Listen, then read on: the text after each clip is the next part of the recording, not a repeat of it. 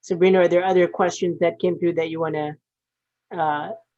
ask, and then we'll just give a couple of minutes if anyone wants to answer any of them. Yeah, sure. Have you found that leveraging your experience and faith identity provided you with a unique perspective or approach to a particular situation or complex problem?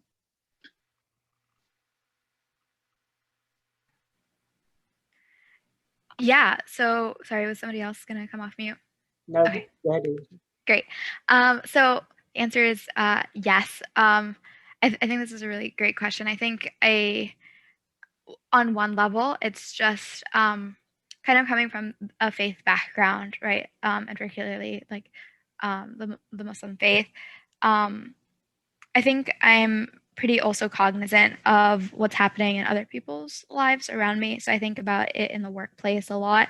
I know I had spoken about accommodations, but when you think about like your work teams and like things that I wish people did for me or that people did do for me because of my faith, it's something that then I can reach out to others. So like if somebody feels uncomfortable, like going like eating food with us at work, then it's like being able to kind of ask that question, like, is there a reason for this, and what accommodations can we kind of provide for you? So I think that kind of background and perspective helps me with that. And then I also think about kind of how it guides my career progression. So when you get to kind of a place in your career where you're always in that place where you can decide what you want to do moving forward. I think a lot about like what Islamic values are kind of guiding me and which way do they go, like, and which way should I go, you know? So like I think about this every year when it's like zakat time, right? And I think about what I'm able to get from my job. I think about what I'm able to give back. I think about how I can use my position in my company or with my networks and kind of push forward like this kind of like charitable idea that has been ingrained in me because of my faith. So those are some ways that my faith has kind of guided me and helped me make decisions. Can I just say something really quick? Yeah, sure. I think that the hallmark of every Muslim is asking themselves in whatever they do, would this be becoming of God? And also just know that if you're like, this has been really informed by my values, that if there's ever something that I'm confused about what the right thing to do is that you'll never be wrong if you humble yourself. Because Islam is all about humility. These things aren't even specific to Islam, but this is what being a believer does to someone's soul. So yeah, just like doing everything based off of what you think, what feels right, and what you think God would be happy with. Well, I think that's a beautiful note to end on. You know, that's the aspiration of Muslims from one generation to the next, you know, how to humble ourselves and how to be pleasing to our Lord. And that's our prayer for all of you. That's our prayer for ourselves and for everyone who comes in your footsteps. You know, one thing I've learned about Generation Z is that they're extremely busy. They're at the prime of their lives, whether it's with academics or with professional commitments. And so I want to thank you all so much for making time to be part of the panel and for offering your stories and your views, your perspectives, your questions. They're just so invaluable. And all I can say as your chaplain is keep on thinking, keep on believing, keep on struggling, and keep the faith. And I want to thank everybody who attended over Zoom and over Facebook and partook in the conversation. Hopefully we'll have many more of these conversations with new panelists as these questions are inexhaustible and the perspectives are also inexhaustible. So for now, I wish you all a beautiful end to your Tuesday and a beautiful week ahead. Look forward to seeing you at Quran Study Circle on Wednesday and our online Jummah gathering on Friday. Take good care. May God bless you all. Assalamu alaikum. Alaikum salam. Alaikum assalam.